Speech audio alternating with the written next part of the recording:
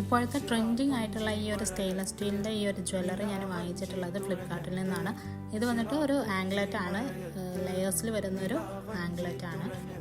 നല്ല ഭംഗിയുണ്ട് ഇത് കാണാൻ വേണ്ടിയിട്ട്. ഞാൻ യൂസ് ചെയ്തിട്ടുള്ള ഒരു റിവ്യൂ ആണെന്ന് പറയുന്നത്. ഇത് കളർ ഫെയ്ഡ് ആവുമൊന്നുമില്ല. ഞാനൊരു 1 മന്തോളം ഇത് യൂസ് ആക്കിയിട്ടുണ്ട്.